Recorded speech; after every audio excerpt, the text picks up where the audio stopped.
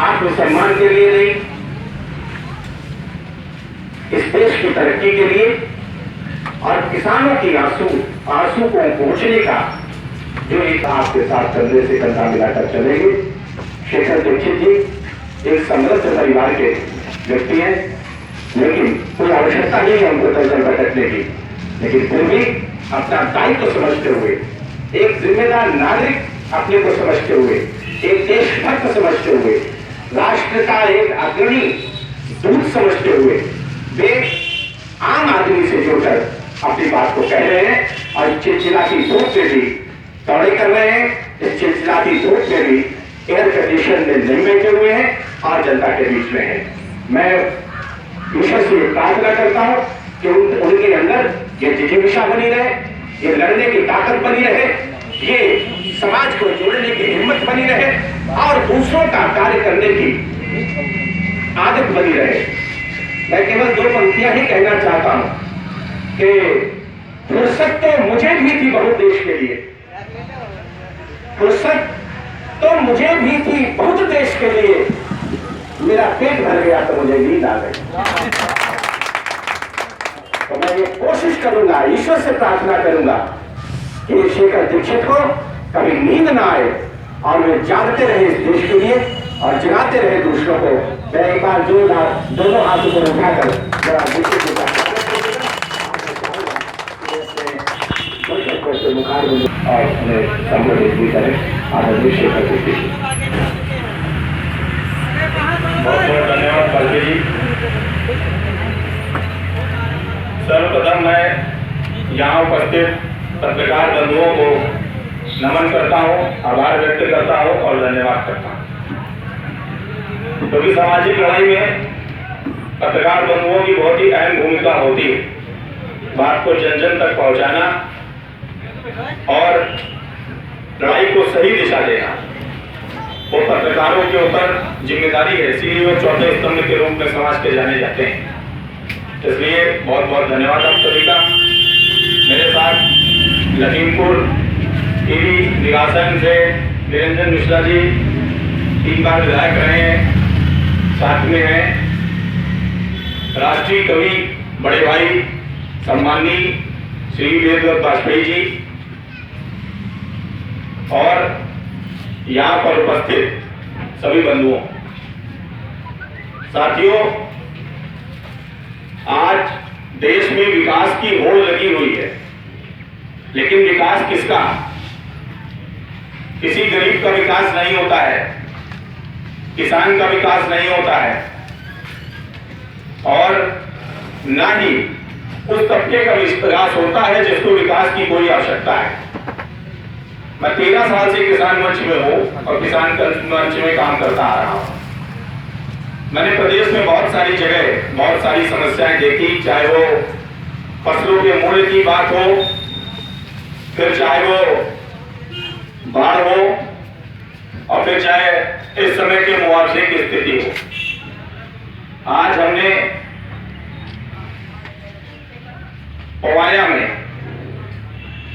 सिद्धेश्वर मंदिर पर एक किसान पंचायत का आयोजन किया है।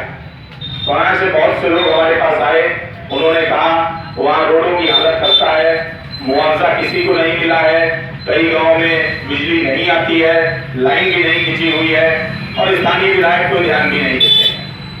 मैंने इसके लिए मुख्यमंत्री को पत्र भी लिखा और चिट्ठी भी दी कि जो है इनकी समस्याओं का जल्द से जल्द निराकरण किया जाए। और आज इसलिए यहाँ सब एकत्रित हुए कि संगठन में ही वो शक्ति है जिससे हम अपने हक को लोकतंत्र में हासिल कर सकते हैं। मैं हर किसान भाई को, हर व्यक्ति को, हर जगह ये बात कहना चाहता हूं कि चुनाव के समय भी किसान बने, क्योंकि ये सरकारें जातिवाद और मजहब को तोड़कर सिर्फ अपनी तिजोरियां और अपनी महत्वाकांक्षाओं को पूरा करती हैं, क्योंकि उनको लगता है किसान तो है ही नहीं। जब देश आजाद हुआ था तब किसानों का लगभग 58% जीडीपी ग्रोथ में हुआ करता था परसेंटेज, आज 9% भी नहीं रह गया है। साजिश करके किसानों को मजदूर बनाया जा रहा है और बड़े बड़े उद्योग उद्योगपतियों को किसानी कराई जा रही है। आज जब मुआवजा की बात आई, जब बेमौसम बरसात हुई और रबी की फसल पूरी नष्ट हो गई, जब हम लोगों ने इसके लिए मांग करी और मुआवजे के लिए आपस में केंद्र और राज्य सरकारें भिड़ी, उसके बाद राज्य सरकार ने मुआवजे की घोषणा करी, तब भी मैंने सबसे पहले कहा था कि ये मुआवजा पात्र लोगों तक पहुंचे, ये बहुत बड़ी बात होगी। ये भी कोई घोटाले और भ्रष्टाचार का नया सिस्टम बन के ना रह जाए। जब लेखपालों को इसके लिए नियुक्त किया गया, तब भी मैंने कहा कि एक लेखपाल 2 महीने में लगभग 200-300 गांव कैसे कवर करके मुआवजे की पूरी रिपोर्ट दे पाएगा। लेकिन सरकारें उस पर बात नहीं मानी। आज नतीजा सामने है।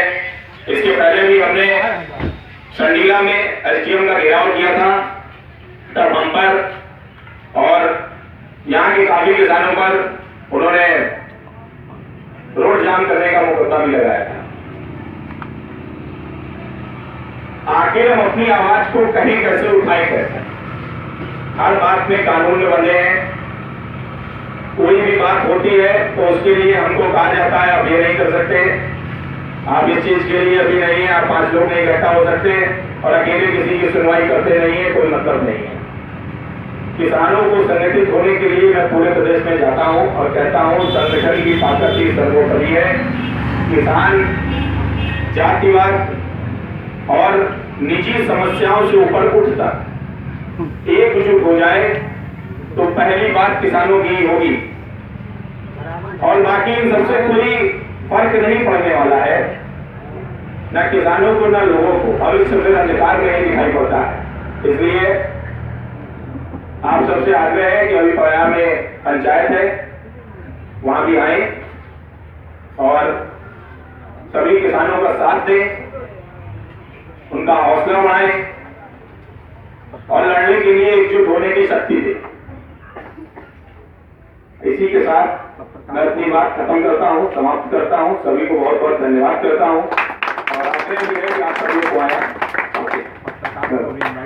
नहीं, सभी पत्रकार बंधुओं से खासतौर से निमंत्रण है कि आप सब लोग जो है वो आया जरूर आए। आपकी शक्ति के बगैर, चौथे स्तंभ के बगैर फिर लोकतंत्र में कोई भी चीज संभव नहीं। धन्यवाद।